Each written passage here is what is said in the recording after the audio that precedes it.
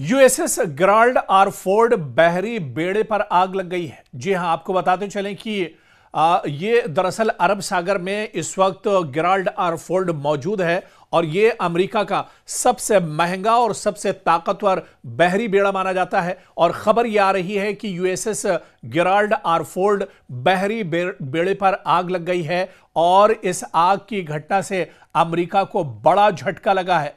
आपको बताते चलें कि 13 अरब डॉलर्स के अमेरिकी जहाज में दरअसल यह आग लगी है। यह बेड़ा दरअसल 13 अरब डॉलर अमेरिकी डॉलर्स की लागत का है, जहां पर यह एक तरह से आग लगी है। लेकिन आग को दरअसल जो एक्सपर्ट्स हैं वो कई नजरिए से देख रहे हैं। जब मिडिल ईस्ट में भयानक जंग छिड़ी हुई है, ईरान लगातार अटैक कर रहा है, तो ऐसे में जो आग लगी है, इस आग को लेकर भी एक तरह से सवाल उठाए जा रहे हैं। कहा यह जा रहा है कि क्या अमेरिका ईरान के हमले में यह आग लगी है या फिर अमेरिकी जो फौजी इस बहरी बेड़े पर मौजूद हैं उन्होंने एक तरह से अमेरिका से ही बगावत कर दी है, या फिर ये फौजी क्या थके हुए फौजियों ने घर जाने के लिए अपने ही जहाज को एक तरह से आग लगा दी है, अपने ही जहाज को लेकर एक तरह से बगावत कर दी है। इस तरह के सवाल भी उठ रहे हैं क्योंकि अमेरिकी नेवी इस बात की जांच पड़ताल कर रही है कि यूएसएस गेराल्ड आर फोर्ड के एहलकारों ने अपनी ड्यूटी खत्म करवाने और घर जाने के लिए जानबूझकर अपने ही जहाज को आग लगाई थी। यह बहुत बड़ा सवाल है।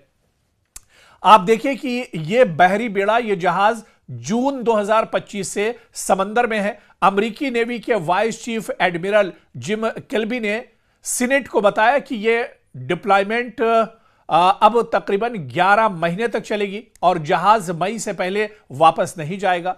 इन फौजियों को महीनों पहले घर जाने को कहा गया था, फिर इनकी ड्यूटी बढ़ा दी गई, फिर दोबारा इनकी ड्यूटी बढ़ाई गई और फिर इन्हें 2003 के बाद मशरिक़ वस्ता के सबसे बड़े मिलिट्री ऑपरेशन में झोंक दिया गया। और अब शायद इनमें से कुछ ने यह फैसला कर लिया कि इस जहाज से निकलने का वाहिद रास्ता इसे आग लगाना है।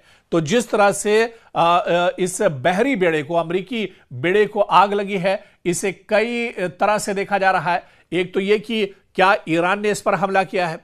ईरान पर हमले को लेकर अमेरिका भी एक तरह से नकार रहा है। जब ईरान ने हमला नहीं किया तो फिर इस बहरी बेड़े में आग कैसे लगी। इस वजह से जो एक्सपर्ट और माहिरीन हैं वो ये कह रहे हैं कि इस पर नेवी के जो जवान हैं वो दरअसल एक लंबे वक्त से अपने घर नहीं गए हैं। पिछले साल 2025 से वो अपने घर वालों से नहीं मिले हैं, वो अपने बाल बच्चों के पास नहीं जा पाए हैं। ऐसे में जो स्टाफ यहां पर मौजूद है, सिक्योरिटी फोर्सेस के जो जवान हैं, उनमें दरअसल गुस्सा है, नाराजगी है। वो अब ड्यूटी छोड़कर जाना चाहते हैं। वो ज़हनी तौर पर बहुत ज्यादा थक चुके हैं। इस वजह से उन्होंने भी अब यहां से निकलने का एक रास्ता निकाला और इस जहाज को एक तरह से आग लगा दी।